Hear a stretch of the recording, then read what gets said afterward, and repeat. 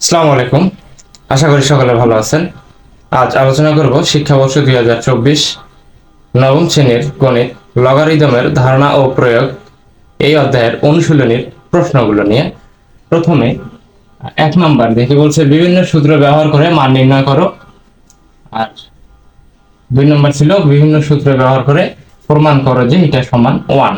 তাহলে আগে এর 2 নম্বরটা করি এখানে। তাহলে এটা লিখতে হবে বাম পক্ষ যখন সমাধান করব, তো আমি একটা লাইন কম তুলতেছি, এখানে সেকেন্ড লাইন থেকে শুরু করতেছি। এখানে বাম পক্ষ দিয়া এইটুকু ছাড়া আর কি, এটা ছাড়া এইটুকু ছাড়া এইটা হুবহু তুলতে হবে। ঠিক আছে, তাহলে এরপর ভাগ থাকলে পাওয়ার হয় বিয়োগ, একটা জেড লিখলাম এ মাইনাস বি, আর এটা এ প্লাস বি মাইনাস সি রইল। এখানেও জেড ভাগ আছে আর পাওয়ার গুলো হবে মাইনাস বি মাইনাস সি, এখানে বি প্লাস সি মাইনাস এ, এখানে জেড সি মাইনাস এ। এখানে বেজ এবং বেজ সমান আছে, ভাগ থাকলে পাওয়ার বিয়োগ হয় আর গুণ থাকলে পাওয়ার যোগ হয়। তাহলে সি মাইনাস এ, এখানে সি প্লাস এ মাইনাস বি। তাহলে পাওয়ারের উপর পাওয়ার থাকলে সেটা গুণ হয়। তাহলে একটা জেড রাখলাম এখানে, এ দ্বারা যদি গুণ করি A square plus A B minus AC, এখন বি দ্বারা যদি গুণ করি minus A B minus B square minus plus BC, এরকম হয়। তো এখানে দেখি কাটাকাটি করা যায় কিনা। তাহলে মাইনাস এবি প্লাস এবি কাটাকাটি যায়, আর যায় না। তারপর এটাতে যে বি দ্বারা গুণ করলে B square plus BC BC minus AB, C দ্বারা যদি এখন গুণ করি minus BC minus C square minus C square minus plus AC. তো এখানে কি কি কাটা যায়, প্লাস বিসি মাইনাস বিসি, আর কাটাকাটি করা যায় না। এরপর এইটাতে জেড, তাহলে সি দ্বারা গুণ করলে হচ্ছে C square plus AC AC minus BC. এরপরে এটা দ্বারা যদি গুণ করি এ দ্বারা 3টাকে, তাহলে minus AC minus AC minus A square minus A square minus plus AB. তাহলে এখানে কাটা যায় হচ্ছে মাইনাস এসি আর এই প্লাস এসি কাটা যায়। তাহলে এখন থাকে কি, তাহলে এখানে জেড পাওয়ার থাকতেছে A square minus AC minus B square plus BC, এখানে থাকতেছে Z power B square minus AB minus C square plus AC. এরপরে জেড, তাহলে এখানে থাকতেছে C square minus BC minus A square plus AB, এটা থাকতেছে।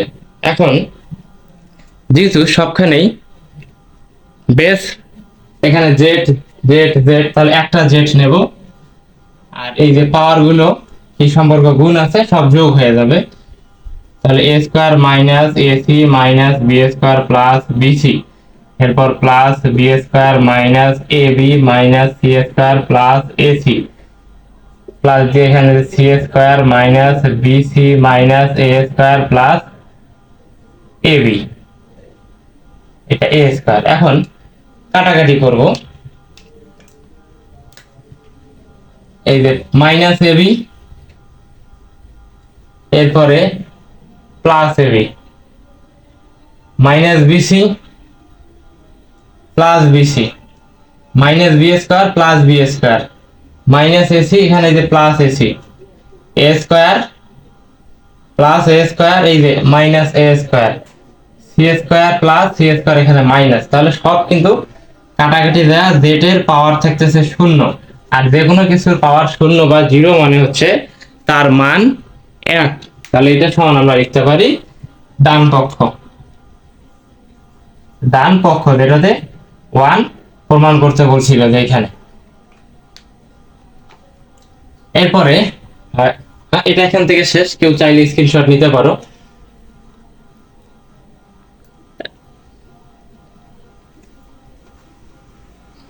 এরপর 1 নাম্বার, তাহলে হচ্ছে বিভিন্ন সূত্র ব্যবহার করে মান নির্ণয় করো। তাহলে এখানে 343 দেওয়া আছে, তো আমি যদি 7 পাওয়ার 3 দেই, এই যে ক্যালকুলেটর 7 পাওয়ার 3, তাহলে 7 পাওয়ার 3 দিলে কিন্তু 343 হয়। তাহলে আমি এটা লিখতে পারি, এটা গুণ চিহ্ন আছে 7 কিউব, আর এই যে রুটের উপরে যে 3 আছে এটা 1/3 এরকম হয়ে যাবে আর কি। এরপর 2, এখানে 243, তাহলে আমরা যদি 3 এর পাওয়ার 5 দেই, 3 ইন পাওয়ার 5, 3 এর পাওয়ার 5 দিলে কিন্তু 243 হয়। তাহলে 3 এর পাওয়ার 5, আর এই যে রুটের পেটে যদি এরকম 3 থাকে এটা হবে 1/3, আর রুটের পেটে যদি এখানে 5 থাকে তাহলে এটা হবে 1/5, যতই দেওয়া থাক 1 আকারে হবে, তাহলে এটা হবে 1/5।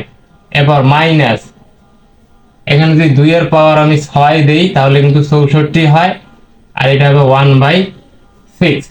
তাহলে দেখা যাচ্ছে কাটাকাটি করা যাচ্ছে, পাওয়ারের উপর পাওয়ার গুণ হয়, তাহলে এখানে এই যে 3 গুণন 1/3 যদি দিই তাহলে এটা কিন্তু কাটা যায়, তাহলে এখানে এই 3 কাটা যায়, এখানে এই 5 কাটা যায়, এখানে 6 কাটা যায়, তাহলে থাকতেছে 2 গুণন এখানে 7 যোগ এখানে 2 গুণন 3, এখানে 12 গুণন 2 থাকতেছে।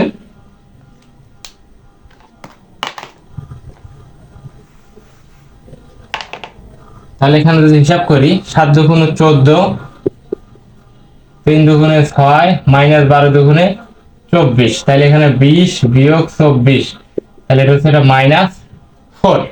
এরপর এখানে তাহলে বেস সবখানে সেম y, তাহলে পাওয়ারটা কি হয়ে যাবে, ভাগের সময় পাওয়ার বিয়োগ হয়, তাহলে a plus b minus 2c গুণ এখানে y, তাহলে b plus c minus 2a, y এখানে c plus a minus 2b। তাহলে এখানে বেসগুলো সবাইকে গুণ অবস্থায়, গুণের সময় পাওয়ার যোগ হয়, একটা y নেব, তাহলে এগুলো যোগ করে দেব, a plus b minus 2c plus b plus c minus 2a plus c plus a minus 2b। এখন যদি প্লাস মাইনাস গুলো কাটাকাটি করি, বা ওই আকারে নাই, একটু ক্যালকুলেশন করে নিতে হবে, তাহলে কাটাকাটি যাবে। তাহলে এখানে একটা a, এই যে একটা a প্লাস, তাহলে 2a, আর এখানে যে মাইনাস 2a দিলাম, এই যে একটা b, এই যে একটা b, তাহলে প্লাস 2b, আর এই যে মাইনাস 2b, সাজিয়ে লিখতেছি সবগুলোকে, তাহলে এই যে একটা c, এই যে একটা c, প্লাস 2c, আর এই যে মাইনাস 2c। এখন তাহলে এই যে এই 2 এ কাটা যায়, plus 2b minus 2b plus 2c minus 2c, তাহলে y টু দি পাওয়ার 0, আর যে কোনো কিছুর পাওয়ার 0 মানে হচ্ছে তার মান 1। এটা ছিল 1 এর 2 এর সমাধান, কেউ চাইলে স্ক্রিনশট নিতে পারো।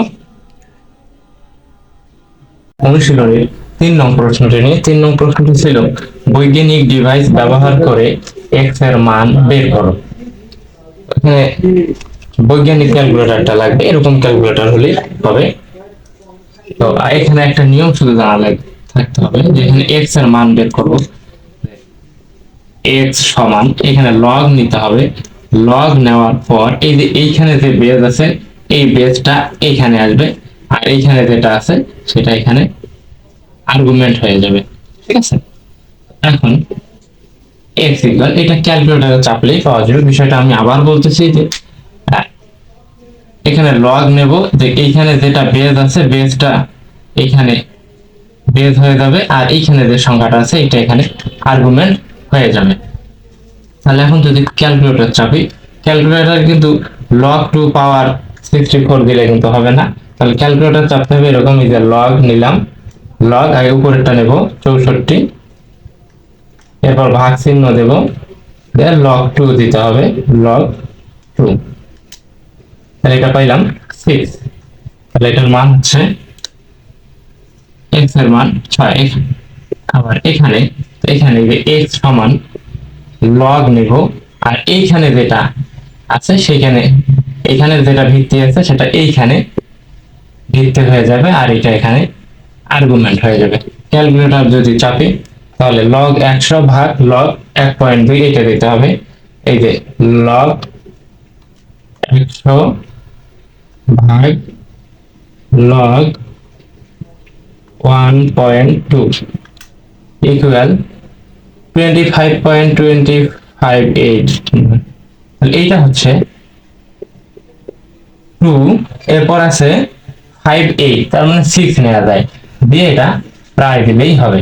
এরপরে তাহলে এখানেও x সমান লিখবো লগ, এইখানে বেস ছিল 7, এইটা এখানে লগ এর বেস 7 হবে, আর এইটা হয়ে যাবে আর্গুমেন্ট। তাহলে আগে লগ 5 তুলতে হবে, লগ 5 ভাগ লগ 7, তাহলে লগ লগ 5 ভাগ লগ 7, তাহলে হচ্ছে 0.827, তার মানে 0.83 নিতে পারি আর কি, 0.83 দিয়ে এখানে ক্যালকুলেটরে এইভাবে তুললে হবে, লগ 5 ভাগ লগ 7, এটা তুললে কিন্তু এই মানটা এসে যাবে। 2 এর পরে আরো কিছু ঘর ছিল, তো 3 নিয়ে নিয়েছি একবারে। তাহলে এরপরে এইটা যদি করি 4 নাম্বার, 2/3 x ইকুয়াল 7। তো এখন যদি শুধু x লিখি তাহলে এখানে লগ, আর এই বেসটা এখানে বেস হয়ে যাবে 2/3, আর্গুমেন্ট হবে 7। তাহলে এখানে তো ভগ্নাংশ আকারে আছে, তাহলে ক্যালকুলেটর আগে 2/3 চাপি, 2 ভাগ 3 চাপলে কত হয় সেটা দেখি,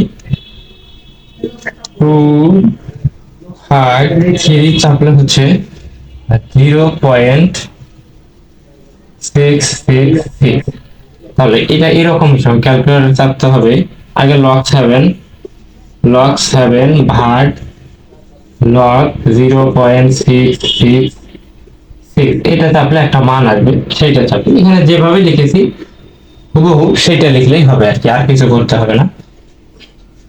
লগ 7 ভাগ লগ পয়েন্ট 1 2 3 4, চারটা 6 দিলাম, তাহলে হচ্ছে মাইনাস, এটা মান হয় -4.79 প্রায়। এভাবে খুবই সহজ বিষয়। যে প্রথম বিষয়টা আবার বলতেছি, এখানে x সমান লিখবো, লগ নেব, তো এই বেস যেটা আছে এখানে এইটা লগের বেস হয়ে যাবে, আর এইখানে যে সংখ্যাটা থাকে এইটা লগের আর্গুমেন্ট হয়ে যাবে। তো ক্যালকুলেটর চাপবো, আগে লগ 64 এটা চাপবো, এরপর দিব লগ 2, এটা দিলে এই মানটা চলে আসবে, ঠিক আছে। এইটা ক্যালকুলেটরে হুবহু এটা দিলে মানটা চলে আসবে। এই ছিল আজকের আলোচনা। 4 নং প্রশ্ন এবং 72 পৃষ্ঠার মাথা খাটাও, এই দুটো প্রশ্ন নিয়ে আলোচনা করব। যেমন 1 নম্বর বলছিল 10% চক্রবৃদ্ধি মুনাফা হারে চক্রবৃদ্ধি মূলধন কত বছরে 3 গুণ হবে। তাহলে বলছে কত বছরে 3 গুণ হবে, এখানে কিন্তু একটা কথা উজ্জ্ব আছে, কত বছরে, কত বছরে 3 গুণ হবে, মানে কিসের 3 গুণ হবে? প্রারম্ভিক মূলধন যেটা প্রাথমিক বা শুরুতে যে মূলধনটা, সেটার কিন্তু 3 গুণ হবে, ঠিক আছে। তাহলে এখানে 10% চক্রবৃদ্ধি মুনাফা হারে চক্রবৃদ্ধি মূলধন কত বছরে প্রারম্ভিক মূলধনের 3 গুণ হবে। তাহলে এখানে কিন্তু প্রারম্ভিক মূলধন কথাটা বাদ গেছে বা উচ্চ আছে, প্রশ্ন ঠিক আছে, এই কথাটা এখানে উচ্চ অবস্থায় আছে। তাহলে হবে যে 10% চক্রবৃদ্ধি মুনাফা হারে চক্রবর্তী মূলধন কত বছরে প্রারম্ভিক মূলধনের 3 গুণ হবে, প্রারম্ভিক মূলধনের 3 গুণ, এইটা বুঝলেই করতে আরো সুবিধা হবে। আচ্ছা, তাহলে এখানে মুনাফার হার দেওয়া আছে মুনাফার হার আর সমান 10% দেওয়া আছে। তো পার্সেন্ট যদি তুলে দেই, 10 কে 100 দ্বারা ভাগ হবে 10/100, এবং এটা যদি ভাগ করে দিই 0.1, এইটা দশমিকে এই মানটা আসলো কিন্তু, ঠিক আছে। তো এখন বলছে 3 গুণ হবে, তাহলে ধরি প্রারম্ভিক মূলধন সমান a, প্রারম্ভিক মূলধনটা a ধরবো, বা n বছর পর চক্রবৃদ্ধি মূলধন যদি 3 গুণ হয়, তাহলে n বছর পর চক্রবৃদ্ধি মূলধন ধরি না দিলেও হবে, n বছর পর চক্রবৃদ্ধি মূলধন, n বছর পর চক্রবৃদ্ধি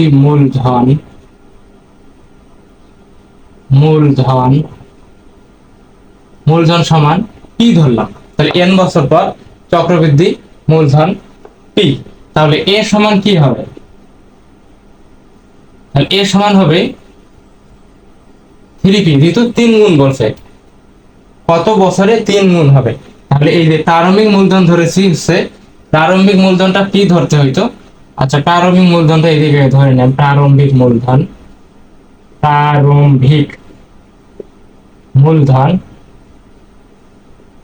সমান p, এইটা আগে ধরতে হবে। প্রারম্ভিক মূলধন p, n বছর পর চক্রবৃদ্ধি মূলধন p হলে তাহলে a সমান হবে 3p, মানে প্রারম্ভিক মূলধনটা 3 গুণ হবে n বছর পর, তাহলে সেটা লিখছি। তাহলে a সমান হবে 3p।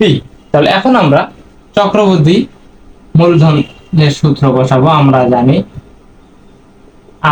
জানি a সমান p into 1 plus r whole to the power n। তাহলে এখন যদি মান বসাই, a এর মান হচ্ছে 3p,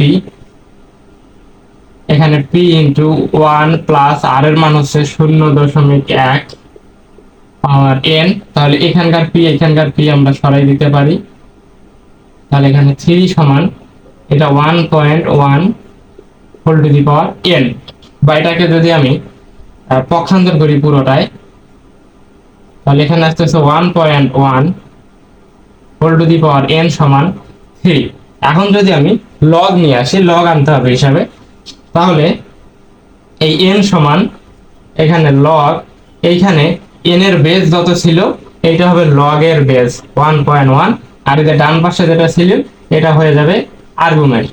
তাহলে এইখানে n এর বেসটা হবে লগ এর বেস, n সমান দিয়া n এর বেসটা হবে লগ এর বেস, আর এই যে সমান 3 ছিল এটা আর্গুমেন্ট হয়ে যাবে। তাহলে এখন যদি ক্যালকুলেটর চাপি, ক্যালকুলেটরে চাপার নিয়ম হবে যে লগ 3, এই 3 আগে তুলতে হবে, লগ 3 ভাগ লগ 1.1 দেখাচ্ছে যে FX 100 ms ক্যালকুলেটর, আগে তুলবো লগ 3 তোলার পর ভাগ চিহ্ন দিব, দিয়ে তুলবো লগ 1.1, তাহলে এটা হচ্ছে 11.526, 11.5 বছর যেহেতু, তাহলে এত প্রায় দিলেই হবে, যে 11.5 বছর, মানে এত বছর প্রায়। তাহলে নিচে লিখে দিতে হবে যে 11.5 বছরে চক্রবৃদ্ধি মূলধন প্রারম্ভিক মূলধনের 3 গুণ হবে। এইটুকু হিসাব ছিল, কেউ স্ক্রিনশট চাইলে নিতে পারো।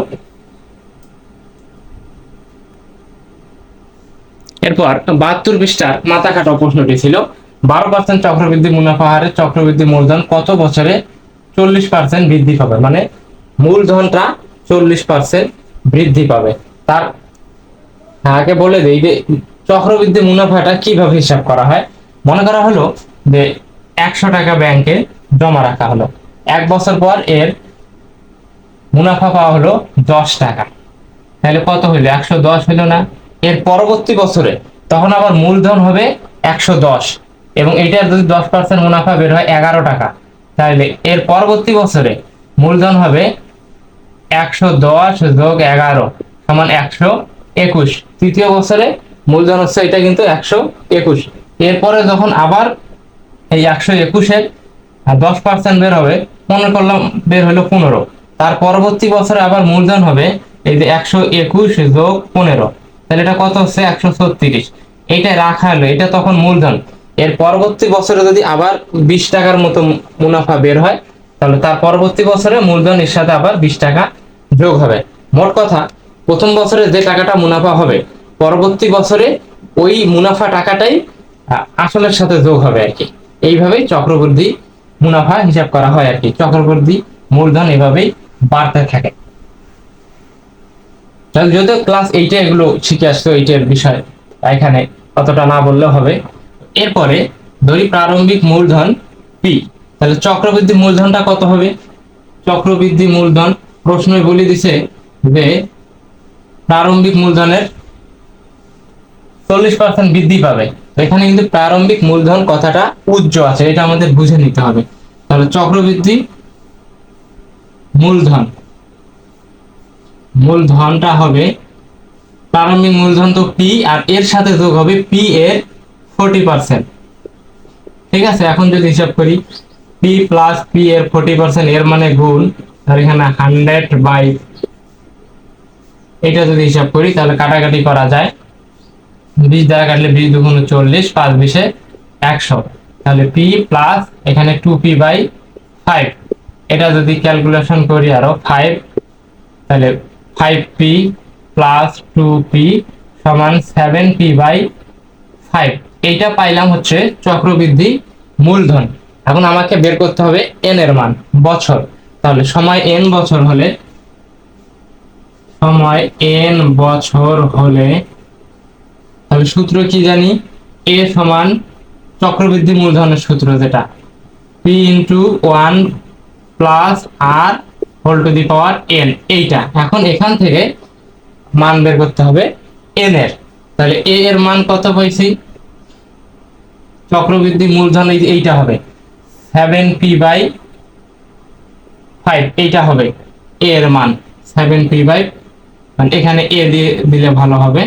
তাহলে এর মান পাইলাম 7p/5, এখানে p ইন্টু 1 প্লাস r এর মান পাইছিলাম 3/25 whole to the power n। এখন যদি এই p তুলে দেই, ঠিক আছে, তাহলে হচ্ছে 7/p সমান, এখানে ভিতরে যদি যোগ করি 25, আর এখানে 25 একটা 25 যোগ 3 whole to the power n, বা এখন এই পুরোটাকে যদি বামে আনি, এটাকে যদি ডানে নিয়ে যাই, চিহ্নের কোনো পরিবর্তন হবে না, তাহলে 28/25 whole to the power n, আর এখানে হচ্ছে 7/5।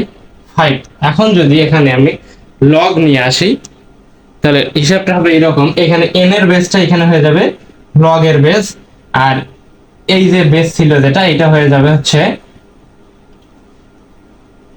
আর্গুমেন্ট। বা এটা যদি আমি ভাগ করি ক্যালকুলেটরে, কত হয় দেখি, 28/25, এটাও যদি ভাগ করি 28/25, 28 ভাগ, তাহলে 1.12 এখানে লিখতেছি, এরপরের লাইন 1.12 পাওয়ার n, আর এখানে 7কে যদি 5 দ্বারা ভাগ করি, 7/5, তাহলে হচ্ছে 1.4। এখন যদি লগ নিয়ে আসি বা n সমান লিখতে পারি, n সমান লগ, এই যে n এর যেটা বেস ছিল এটা হবে লগ এর বেস, আর এখানে সমানের ডানে যেটা ছিল সেটা হবে লগ এর আর্গুমেন্ট। এখন এটা ক্যালকুলেটরে চাপলে আমাদের n এর মান এসে যাবে। আগে চাপতে হবে লগ 1.4 ভাগ লগ 1.2, তাহলে আগে তুলবো লগ 1.4, লগ 1.4 ভাগ লগ 1.12 ইকুয়াল, তাহলে পাইতেছি 2.968999, 2.968999, এরপর 444, এটাকে নিয়ার অ্যাবাউট 3 দেওয়া যায়, তাহলে এই চিহ্নটা হবে 3 এর কাছাকাছি। ঠিক আছে, তাহলে এখন n এর মান পাইলাম 3, প্রায় দিতে হবে অবশ্যই এখানে। প্রায়। প্রশ্ন কি বলছে, 12% চক্রবৃদ্ধি মুনাফা হারে চক্রবৃদ্ধি মূলধন কত বছরে 40% বৃদ্ধি পাবে? তাহলে লিখতে হবে প্রায় 3 বছরে 40% বৃদ্ধি পাবে। এটা ছিল 72 পৃষ্ঠার মাথা খাটাও প্রশ্নটির সমাধান। কেউ চাইলে স্ক্রিনশট নিতে পারো। 5 নং প্রশ্নটি ছিল যে করোনা ভাইরাসের নাম তোমরা সবাই জানো। যদি করোনা ভাইরাস একজনের থেকে প্রতিদিন 3 জনের ছড়ায়, তবে একজন থেকে 1 মাসে মোট কতজন আক্রান্ত হবে, কতদিনে 1 কোটি আক্রান্ত হবে? প্রশ্নটা আমি একটু সংক্ষিপ্ত আকারে এখানে তুলেছি, যদি একটু পড়ে শোনাই। সেটা ছিল করোনা ভাইরাসের নাম তোমরা সবাই জানো, এই ভাইরাস দ্রুত ছড়ায়। যদি করোনা ভাইরাস একজনের থেকে প্রতিদিন 3 জনের ছড়ায়, তবে একজন থেকে 1 মাসে মোট কতজন করোনা ভাইরাসে আক্রান্ত হবে, কতদিনে 1 কোটি মানুষ আক্রান্ত হবে? এটা হচ্ছে প্রশ্নটা। আমি মূল থিমটা এখানে তুলে নিয়েছি। তাহলে এখানে বলছে যদি করোনা ভাইরাস একজনের থেকে প্রতিদিন 3 জন ছড়ায়, তাহলে এখানে প্রথমে এই যে একজন থেকে এর পরের দিন কতজন হবে, এটা যদি একজন হয়, এরপরে দ্বিতীয় দিনে আরো 3 জন হবে আর কি এখান থেকেই। এরপরের দিন আবার এই একজন থেকে আবার 3 জন হবে, আবার 3 জন, আবার এই একজন থেকে আবার 3 জন, আবার এই একজন থেকে আবার 3 জন, এরপরে আবার এই একজন থেকে 3 জন, এই একজন থেকে আবার 3 জন, এটা থেকেও আবার 3 জন, এইভাবে কিন্তু ঠিক এই আর কি চক্রাকারে চক্রবৃদ্ধি মূলধন, যেটা ক্লাস 8 এই নিয়মের অঙ্ক যেগুলো করে আসছে চক্রবৃদ্ধি মূলধনের, সেই রকম কিন্তু চক্রাকারে এটা বাড়ে আর কি। মানে এই যে ভাইরাস যেহেতু একজনের থেকে 3 জন, পরবর্তীতে ওই একজন থেকে আরো 3 জন, পরবর্তীতে ওই একজন থেকে আরো 3 জন, এইভাবে করোনা ভাইরাসটা ছড়ায় আর কি। তাহলে প্রথম কি একজন, তাহলে এটা হচ্ছে প্রারম্ভিক আক্রান্তের সংখ্যা। তাহলে প্রারম্ভিক শুরু যেটা হয়েছে, প্রারম্ভিক আক্রান্তের সংখ্যা, আক্রান্তের সংখ্যা। তাহলে এটা প্রারম্ভিক আক্রান্তের সংখ্যা, বা আমরা প্রারম্ভিক মূলধনকে কি দ্বারা প্রকাশ করি, পি দ্বারা প্রকাশ করি। তো এখানে পি সমান 1 লিখতে পারি, পি সমান 1। এখন এই যে প্রতিদিন 3 জনের ছড়ায়, একজন থেকে 3 জন, একজন থেকে 3 জন, এটা কিন্তু আক্রান্তের হার, ঠিক আছে, যেটাকে মুনাফার হার আর দ্বারা প্রকাশ করা হয়। তাহলে আক্রান্তের হার আর সমান 3, ঠিক আছে। এরপর সময়কাল কত দেওয়া আছে, 1 মাস। সময়কাল, সময়কে কি দ্বারা প্রকাশ করা হয়, এন দ্বারা, এন সমান 1 মাস বা একে 30 দিনেও আনতে পারি। এন সমান 1 মাস সমান 30 দিন। এখন বলছে মোট কতজন আক্রান্ত হবে 1 মাসে। তাহলে মোট আমরা 1 মাসে আক্রান্তটা চক্রবৃদ্ধি মূলধনের সূত্র পি ইকুয়াল না A equal P into 1 plus R whole to the power N, এই সূত্রটা ব্যবহার করতে পারি। তাহলে 1 মাসে মোট আক্রান্তের সংখ্যা, মোট আক্রান্তের সংখ্যা পি সমান, না পি হবে না, এ হবে, এ সমান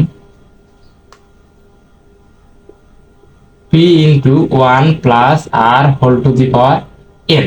এখন এটা যদি হিসাব করি, তাহলে পি এর মান কত, 1, তাহলে এখানে 1 থাকতেছে, আর এর মান কত, আক্রান্তের হার 3, পাওয়ার এন, এন এর মান কত, 30 দিন, 1 মাস।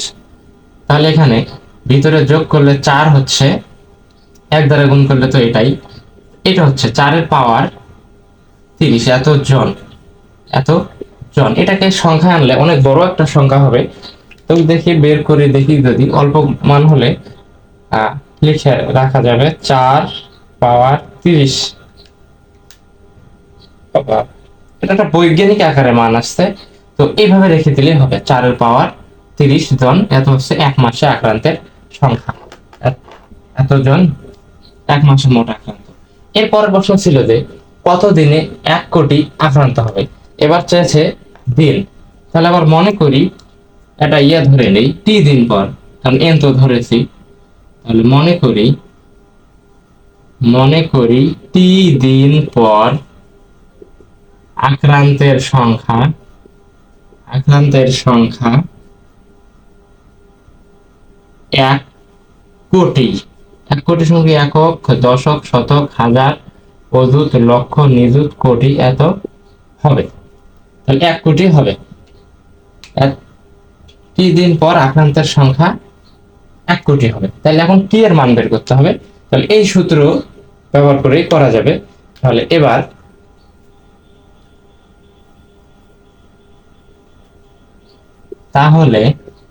সূত্রটা আমাদের কি ছিল, এই যে এ ইকুয়াল, এখানে আরেকটা বিষয়, এটা হচ্ছে চক্রবৃদ্ধি মূলধনটা আর কি। তাহলে আমরা লিখতে পারি এ সমান একক, দশক, শতক, হাজার, অযুত, লক্ষ, নিযুত, কোটি, মানে এইটুকুর ক্ষেত্রে এইটা মূলধন, মানে টাকার হিসেবে বলতেছি, মূলধন মানে মোট আক্রান্তটা হবে এত। তাহলে এটা এ এর মান একক, দশক, শতক, হাজার, অযুত, লক্ষ, নিযুত, কোটি। তাহলে এই সূত্রটা থেকেই নিব, কিন্তু এন এর জায়গায় শুধু এই যে টি ধরছি না, টিটা বসাই দেব। তাহলে এ ইকুয়াল পি ইন্টু 1 প্লাস আর, এই এন এর জায়গায় টি বসাই দিলাম। ঠিক আছে, এখন যদি হিসাব করি, এখানে এর মান 1 কোটি, একক, দশক, শতক, হাজার, অযুত, লক্ষ, নিযুত, কোটি। তাহলে পি এর মান তো 1, একজন ব্যক্তি থেকে শুরু হয়েছিল। তাহলে এখানে 1 প্লাস আর এর মান 3 পাওয়ার টি।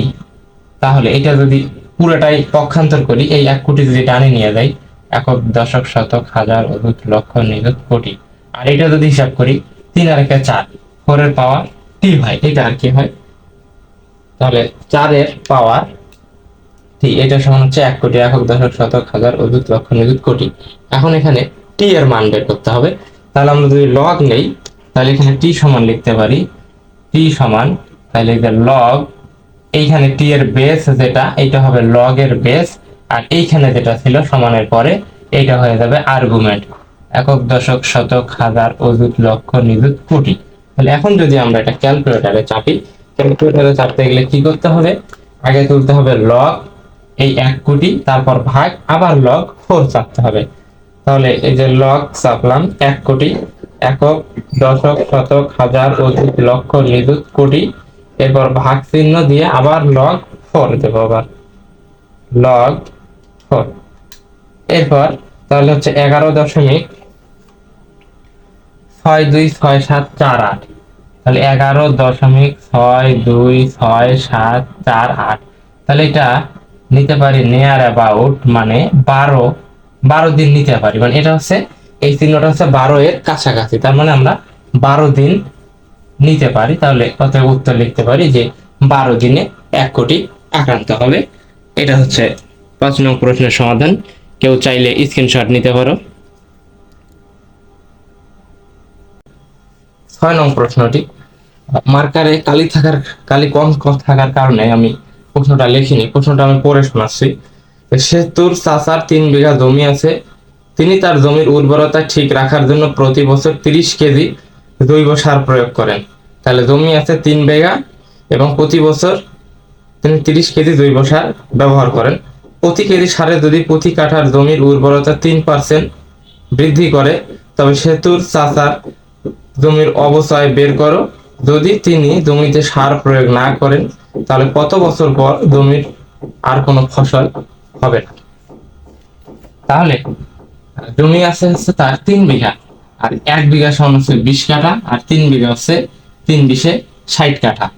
এই 3 বিঘা জমিতে তিনি বছরে 30 কেজি সার ব্যবহার করেন। ঠিক আছে, তাহলে 60 কাঠা, 3 বিঘা সমান 60 কাঠা, তাহলে বছরে 60 কাঠা জমিতে বছরে 60 কাঠা জমিতে সার প্রয়োগ করেন 30 কেজি। 30 কেজি ইংলিশে লিখি তাহলে ভালো হবে। তাহলে বছরে 60 কাঠা জমিতে তিনি সার প্রয়োগ করেন 30 কেজি। তো এখন 1 কাঠা জমিতে সার যদি বের করি, 1 কাঠা জমিতে সার প্রয়োগ করেন 30 ভাগ 60 কেজি, তাহলে এটা কাটাকাটি করলে 30 আর 30, 30 দুগুণে 60, তাহলে হাফ কেজি সার পাইতেছি। তাহলে বছরে 1 কাঠা জমিতে তিনি হাফ কেজি সার ব্যবহার করেন। এবং এখানে প্রশ্ন বলা ছিল যে প্রতি কেজি সারে প্রতি কাঠা জমির উর্বরতা 30% বাড়ে। 30% বাড়ে 1 কেজি সারে। তাহলে আমরা লিখতে পারি আবার 1 কেজি সারে উর্বরতা বাড়ে, আবার 1 কেজি সারে উর্বরতা বাড়ে, উর্বরতা বাড়ে কত দেওয়া আছে? 3%। 1 কেজি সারে বাড়ে, উর্বরতা বাড়ে 3%। তাহলে এখন কাঠা প্রতি আমাদের কত কেজি সার প্রয়োগ হয়েছে? Half KG. তাহলে এখন হাফ কেজি সারে উর্বরতা বাড়ে, তাহলে 3 গুণন হাফ আর এই পার্সেন্ট রেখে দিলাম।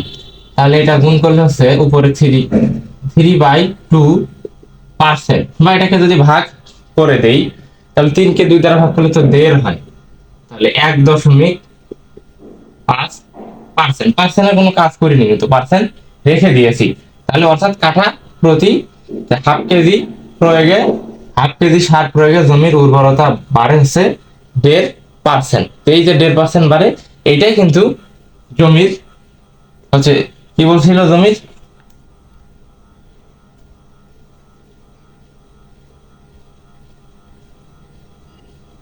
বৃদ্ধি করে সেতুর চাষার জমির অবক্ষয় বের করা।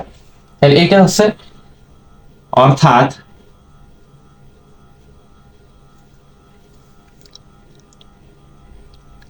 তাহলে অর্থাৎ কাঠা প্রতি হাফ কেজি সার প্রয়োগে জমির উর্বরতা ঠিক রাখা হয়। অর্থাৎ সার প্রয়োগ না করলে জমির উর্বরতা প্রতি বছর 1.5% কমে যেতে পারে, আর এটি হলো জমির অবক্ষয়ের হার। কারণ সার প্রয়োগের মাধ্যমে এই উর্বরতাটা ঠিক রাখা হয়েছে 1.5%। এখন যদি সার প্রয়োগ না করা হয় তাহলে 1.5% কমে যেতে থাকবে। তাহলে এইটা কিন্তু কমে প্রতি বছরে, এটাই হচ্ছে উর্বরতার অবক্ষয়ের হার। এরপরে প্রশ্ন আরো একটু যুক্ত করা ছিল যে তিনি যদি জমিতে সার প্রয়োগ না করতেন তাহলে কত বছর পর জমিতে আর কোনো ফসল হবে না। তো এই যে প্রতি বছর 1.5% কমে, কমতে কমতে কমতে কমতে তো একসময় শূন্য হয়ে যাবে। তাহলে এরপরে কত বছরে জমিতে আর ফসল হবে না। এখানে হিসাব শূন্য হতে পারে, কিন্তু কোনো জমিতেই কিন্তু এমন কোনো সময় আসবে না যে ওই জমিতে আর ফসল হবে না। কিছু না কিছু ফসল হবে, যতই কমতে থাক যতই কমতে থাক, একটা সময় গিয়ে কিন্তু এমন হবে না যে কোনো ফসলে হয়নি বা ফসল শূন্য, কিছু না কিছু ফসল হবেই। আচ্ছা, যাই হোক, এরপরে আবার মনে করি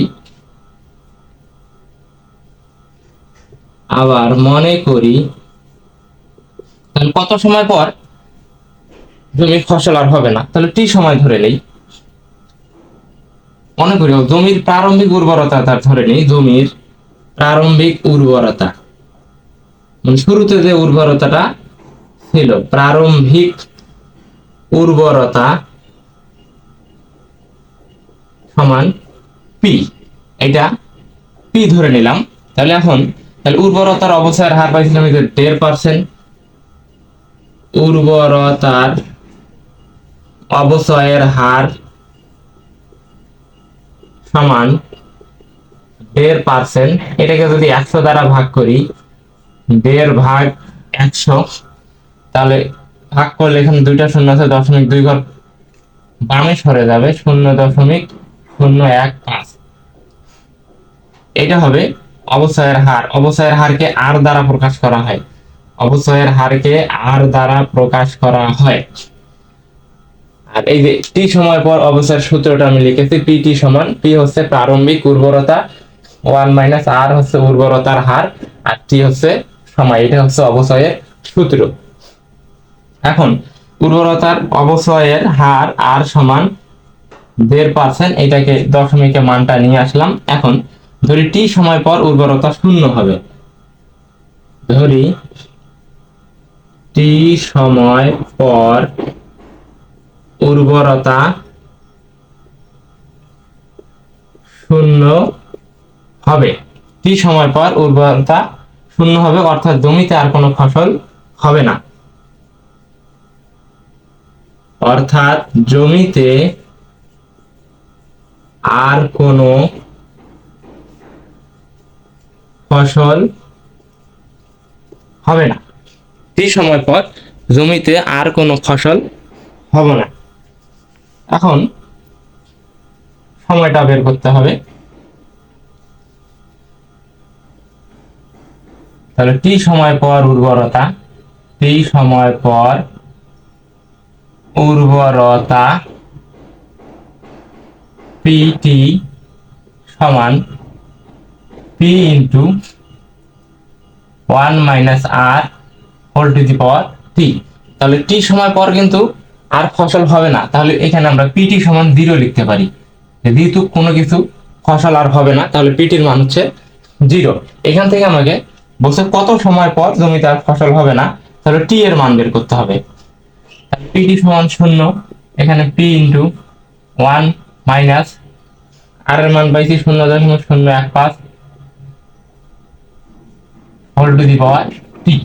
তাহলে এখন এটা তো 0, এই পি কে সরানোর জন্য উভয় পাশে যদি পি দ্বারা ভাগ করি, তাহলে এখানে যদি পি দ্বারা ভাগ করি এটাকে পি ইন্টু 1 মাইনাস, বা এখানটা যদি হিসাব করে দিই একবারে, তাহলে কত হচ্ছে,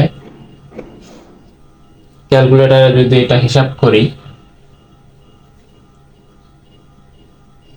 1 দিয়া 3টা 0 দিলাম, দশমিকের পর 3 ঘর, 0.015। তাহলে 5 আছে 10 করতে 5, হাতে রইল 1, 8, 2 আর হাতে 1, 10 করতে 9। তাহলে 0.985 এইটা হচ্ছে 0.985 হোল টু দি পাওয়ার টি। এটা কাটা যায়, তাহলে আমরা পাই, এটাকে যদি পুরোটাকে বামে নিয়ে আসি, 958 whole to the power T equal, এটা ভাগ করলে 0 হয়। তাহলে এখন লগ নিয়ে আসবো, তাহলে হচ্ছে টি সমান পাই, টি এর বেসটা হবে লগ এর বেস, তাহলে 0.985, আর এই শূন্যটা হবে লগ এর বেস। কিন্তু লগ এর বেস সর্বদাই ধনাত্মক, তো লগ এর বেস কখনো 0 হতে পারে না। এটা কিন্তু তখন একটা টি এর অবাস্তব মান পাওয়া যায়। ক্যালকুলেটর একটু হিসাবটা দেখাই, তাহলে লগ 0 ভাগ লগ 0.985, লগ 0 ভাগ লগ 0.985, ম্যাথ ইরর, তার মানে টি এর কোনো বাস্তব মান পাওয়া যাচ্ছে না। এখানে লিখতে হবে যে কিন্তু লগ এর আর্গুমেন্ট সর্বদাই ধনাত্মক সংখ্যা, লগ এর আর্গুমেন্ট কিন্তু লগ এর আর্গুমেন্ট সর্বদাই ধনাত্মক সংখ্যা, সর্বদাই ধনাত্মক সংখ্যা। টি এর বাস্তব কোনো মান পাওয়া যায়নি, বা টি এর কোনো বাস্তব মান সম্ভব নয়। অর্থাৎ জমিতে সার প্রয়োগ না করলেও এমন একটা সময় আসবে যে কখনোই কিন্তু 0 বা জমিতে কোনো ফসল ফলবে না, এমনটা কিন্তু হবে না, কিছু না কিছু ফসল ফলবে। এই লেখাটা এখানে যদি লিখে দিই, এরপরে এই বর্ণনাটুকু যদি দেই যে লগ এর আর্গুমেন্ট সর্বদাই ধনাত্মক সংখ্যা, টি এর কোনো বাস্তব মান পাওয়া সম্ভব নয়, তাই সার প্রয়োগ না করলে কখনোই এমন সময় আসবে না যে জমিতে আর ফসল হবে না।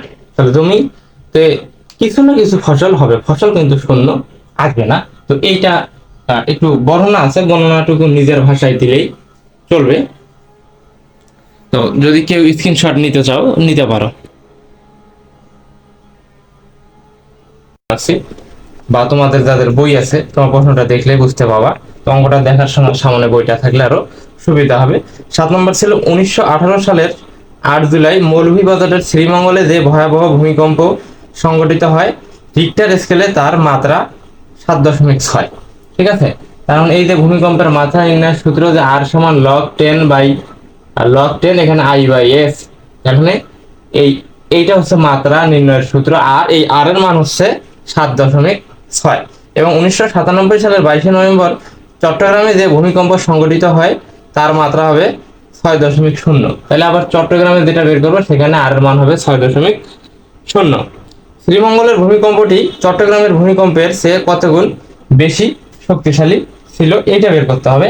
এটা হচ্ছে যে এখানে সূত্রটা লিখে নিয়েছি যে আর হচ্ছে ভূমিকম্পের মাত্রা নির্ণয়ের সূত্র, আর ইকুয়াল লগ বেস 10, এখানে আই বাই এস, যেখানে আই দ্বারা প্রকাশ করা হয় হচ্ছে যে ভূমিকম্পের তীব্রতা। যেহেতু এখানে দুইটা শহর দেওয়া আছে, একটা শ্রীমঙ্গল আর একটা চট্টগ্রাম, তাহলে এখানে I1 মানে প্রথম শহরটা নিয়েছি, শ্রীমঙ্গলের ভূমিকম্পের তীব্রতাকে আই দ্বারা প্রকাশ করা হয়। এখানে I2 নিয়েছি যে চট্টগ্রামে ভূমিকম্পের তীব্রতা, আর এস দ্বারা বোঝায় আদর্শ ভূমিকম্পের তীব্রতা। তো এখানে প্রশ্নটা ছিল যে শ্রীমঙ্গলে যেটা হয়েছে তার মাত্রা হচ্ছে 7.6, আর চট্টগ্রামে যেটা হয়েছে সেটা হচ্ছে 6.0। এখন এই শ্রীমঙ্গলের ভূমিকম্পটা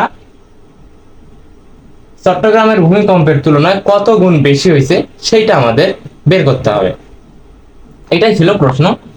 তাহলে শ্রীমঙ্গলে ভূমিকম্পের ক্ষেত্রে শ্রীমঙ্গলে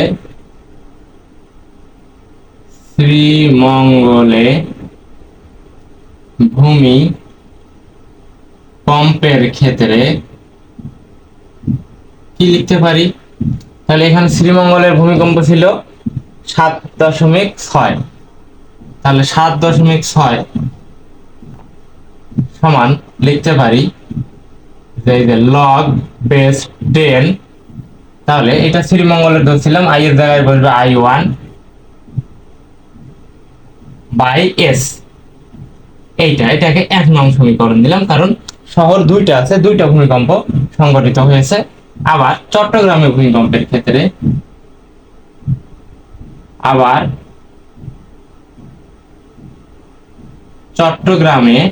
ভূমিকম্পের ক্ষেত্রে তাহলে এখানে ভূমিকম্পের মাত্রাটা ছিল 6.0, তাহলে 6.0 সমান লগ বেস 10।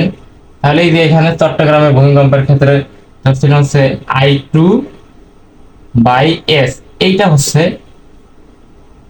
দুই শহরের ভূমিকম্প নির্ণয়ের মাত্রা নির্ণয়ের যে সূত্র সেইটা, এই সূত্র এইটা। এখানে শুধু আর এর জায়গায় বসেছি 7.6, যেটা শ্রীমঙ্গলে যে তীব্রতাটা ছিল, আর চট্টগ্রামের ক্ষেত্রে আর এর জায়গায় লিখছি 6.0, যেটা চট্টগ্রামের ভূমিকম্পের তীব্রতা ছিল, আর এস দুইখানে হচ্ছে আদর্শ ভূমিকম্পের তীব্রতা।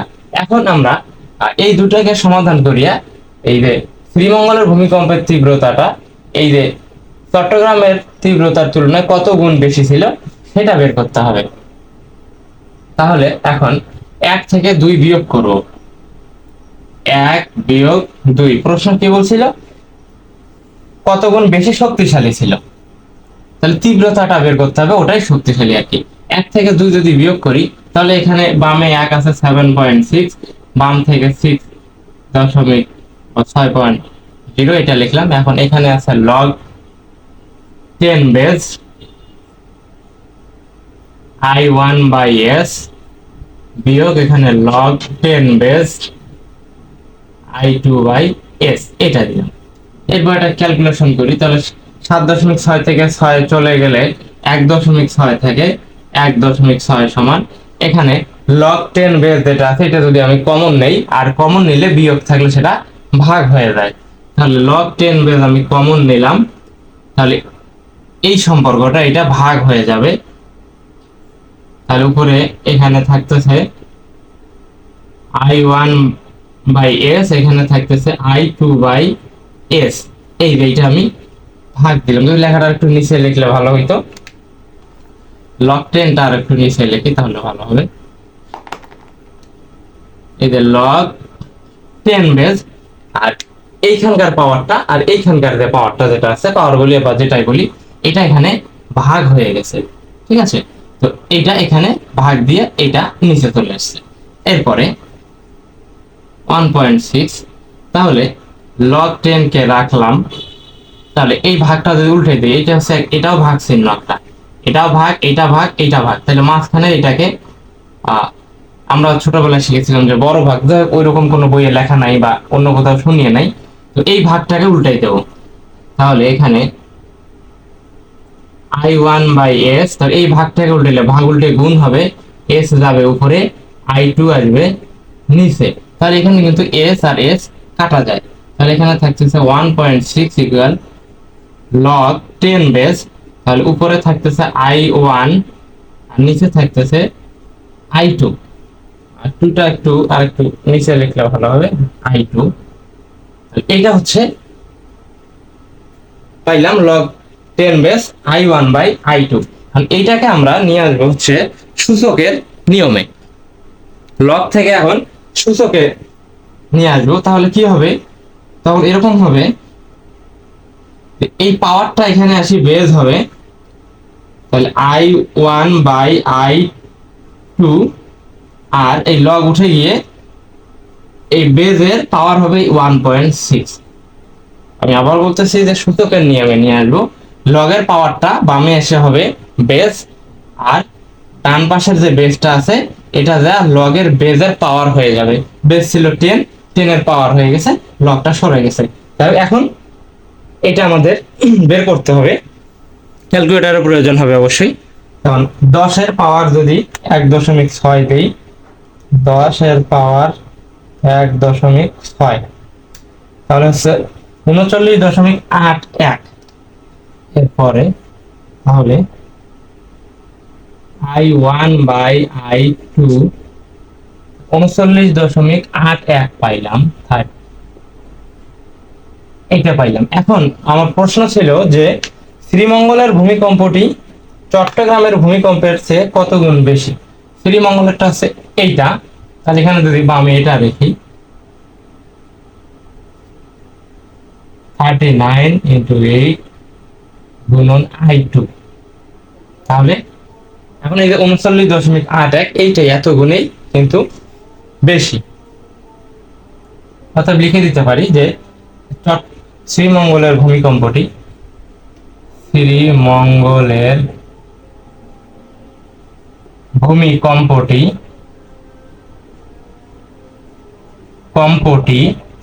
চট্টগ্রামের ভূমিকম্পের তুলনায় চট্টগ্রামের ভূমিকম্পের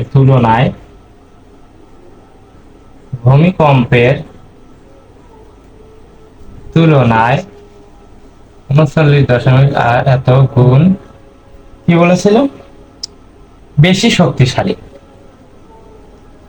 বেশি শক্তিশালী। এটা হচ্ছে 7 নং প্রশ্নের সমাধান। প্রশ্নটা ছিল যে শ্রীমঙ্গলের ভূমিকম্পটি চট্টগ্রামের ভূমিকম্পের চেয়ে কত গুণ বেশি শক্তিশালী, এই ছিল সেটার সমাধান। কেউ চাইলে স্ক্রিনশট নিতে পারো।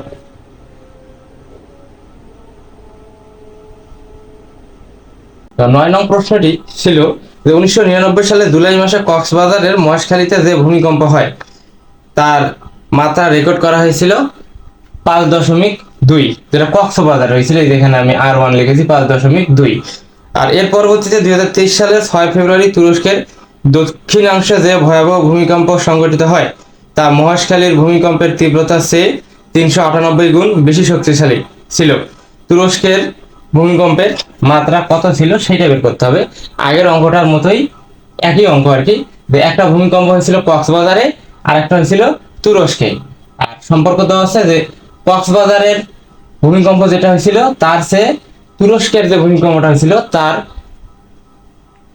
সেটা 398 গুণ বেশি শক্তিশালী ছিল। তার মানে i2 সমান হবে 398 গুণন i1।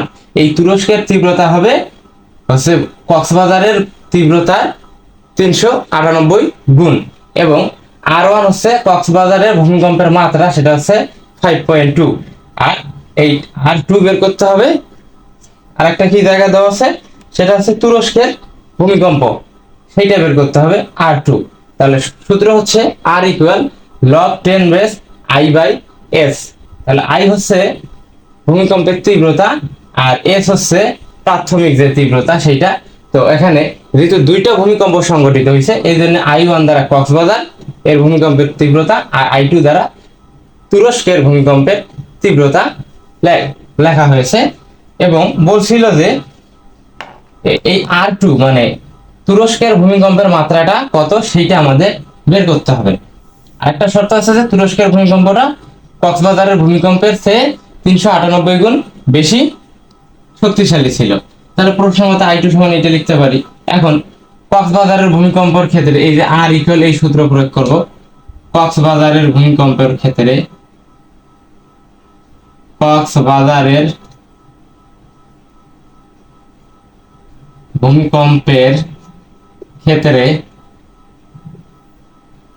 তাহলে R1 তাহলে 5.2 ইকুয়াল হবে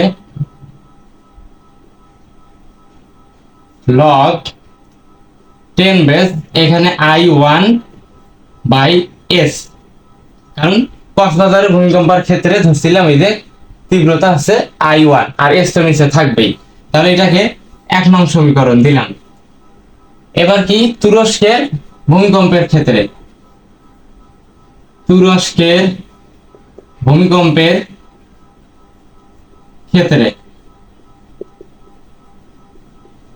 তাহলে কি হবে R2 ইকুয়াল, কারণ R2 এর মান বের করব, R2 ইকুয়াল তাহলে তুরস্কের তীব্রতা ধরছিলাম I2 log 10 base I2 by S, এটা হচ্ছে 2 নং সমীকরণ। এখন এই আগের অঙ্কের মতোই 1 থেকে 2 বিয়োগ করব। তাহলে 1 বিয়োগ 2 যদি করি তাহলে 5.2 মাইনাস R2 ইকুয়াল তাহলে এখানে থাকতেছে log 10 base I1 by S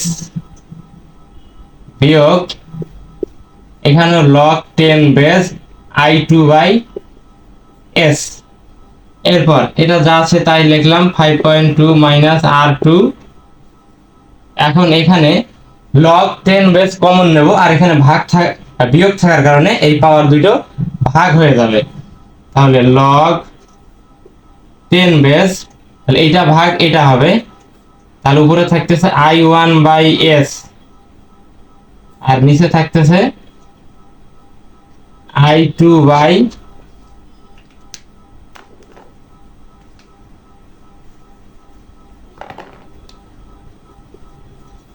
log 10 base তাহলে উপরে I1 বাই S নিচে থাকতেছে I2 বাই S, এটা থাকতেছে এইটা ভাগ এইটা, ধর এটা হচ্ছে ভাগ চিহ্ন। এখন এরপরে এখানে ভাগ উল্টে যদি গুণ করাই দেই তাহলে 5 মাইনাস R2 5.2 মাইনাস R2